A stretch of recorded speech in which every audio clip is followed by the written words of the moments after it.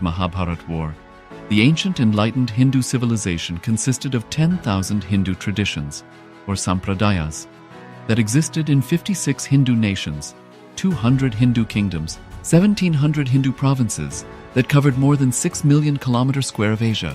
The Supreme Pontiff of Hinduism, SPH, Bhagavan Sri Nithyananda Paramashivoham, is the reviver of KAILASA, this ancient enlightened Hindu civilizational nation. KAILASA is an unbroken cultural, religious, historical, civilizational, and sovereign continuation and revival of multiple of these historical Hindu sovereign states and Hindu ecclesiastical entities. The unbroken continuity of these ancient Hindu nations through KAILASA results in the legal recognition of KAILASA as per the international customary law, particularly the doctrine of continuity. The international law, the doctrine of continuity, implies that upheavals and revolutions within a country, changes in government, territorial adjustments, measures taken during military occupation, or other internal transformations do not negate the existence of the country, do not affect the legal personality and international obligations of the country or state. The Vienna Convention on Succession of States in Respective Treaties, 1978, addresses these principles of the doctrine of continuity as it outlines international law during situation of state succession or continuation. International law recognizes a state's legal personality by recognizing its identity. This perspective extends even during the period when the given state or country is annexed or occupied by a foreign power. Even in such cases, the legal personality of the state is considered to persist, enabling its subsequent re-establishment. Historical examples dating back to the 18th century include cases like Portugal and Genoa that were re-established after the Vienna Congress of 1815. More recent examples include countries such as Poland, Ethiopia, Czechoslovakia, Albania, and Austria that were re-established after World War II. Even when a nation is deprived of its territory, the nation continues to exist. Its sovereignty and international legal personality continues to persist. The Dalai Lama, as the spiritual and temporal leader of Tibet, exemplifies this principle. In 1959, the Dalai Lama was exiled and forced to flee. Despite the challenges faced, the Dalai Lama continues to advocate for the preservation of Tibetan culture and garners worldwide support for Tibetan autonomy on the global stage. Similarly, from 1309 to 1376, the Pope of Catholicism had been in exile in Avignon. Despite this, he was recognized as the head of state as well as head of the church and given full privileges of the position after their return to Rome. Even in 1861, much of the papal territories had been lost, leaving the Pope with no sovereign territory other than the papal residence and related buildings. Yet his temporal powers were still acknowledged. He was recognized as a head of state, and later, the Lateran Treaty of 1929 formally re-established papal sovereignty over the Vatican City. The Sovereign Order of Malta further exemplifies this principle, retaining international recognition as a sovereign entity despite the permanent loss of their territory upon Napoleon's invasion in June 1798. Despite such permanent loss of territory, the sovereignty and the international legal personality of the Sovereign Order of Malta continue to persist. Much later in 1894, the order settled in Rome and acquired two properties, the Magistral Palace and the Magistral Villa that received extraterritorial status.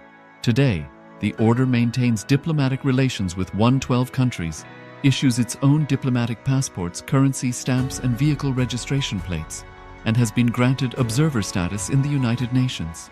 All these examples of state re-establishment illustrate the principle of continuity of states, as per international law, that a state's legal personality persists over time.